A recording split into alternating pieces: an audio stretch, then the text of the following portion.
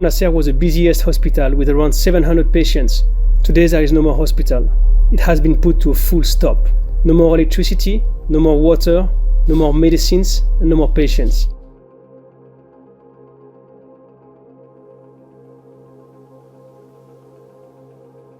Since the war started until now, I have been working non-stop, 24 hours, all the days. There are major cases and all the cases include burns. The other hospitals have been evacuated. All the patients came to us. Can you imagine to receive 100 cases or 200 cases a day, sometimes 500 injured patients a day? So this is really a heartbreaking situation. We know that we are in danger anytime, but we will keep doing the same.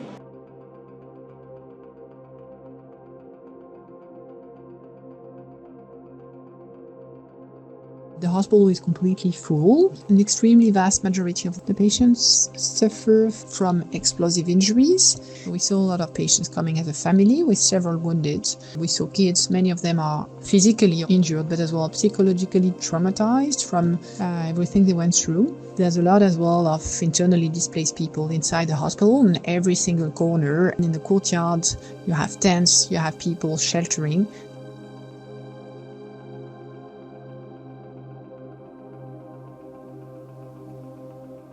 All the times were terrifying, and the only thing I thought about getting out of the hospital.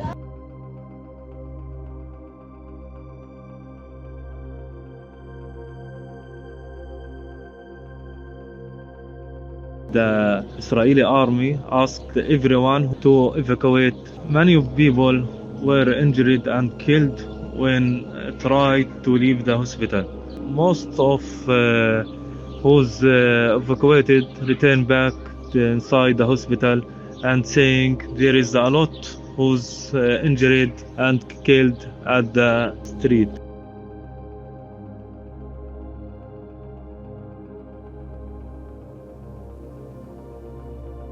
The IDF already expanded its operations in Khan Yunis to include the western part of the city, where Nasser Hospital is located. At the moment, the OT team, they would use one abdominal gauze several times for several patients. Now the people here at Nasser Hospital surviving only on one meal per day, working non-stoppable, suffering from huge shortages in staff and medical supplies, and lately the siege imposed on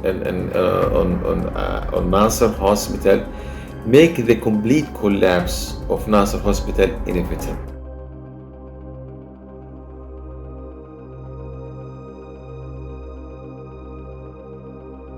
It was very difficult as it was getting worse day by day.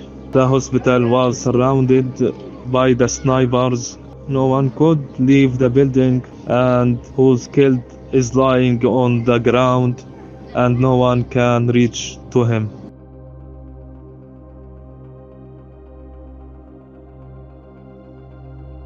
One of my colleagues was shot in the shoulder and the chest while he in the break room.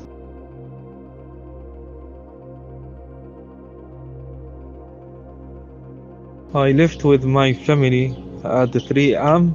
when the Israeli army gave a deadline to everyone to leave the hospital.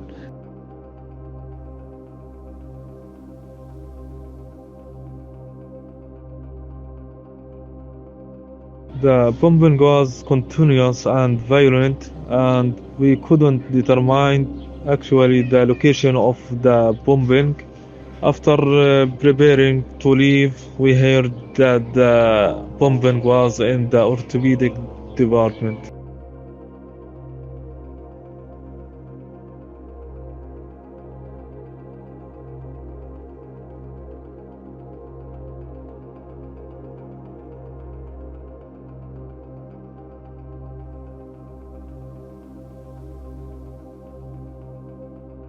About 170 patients were unable to walk, and their health condition was so difficult due to the lack of food and appropriate staff for each case.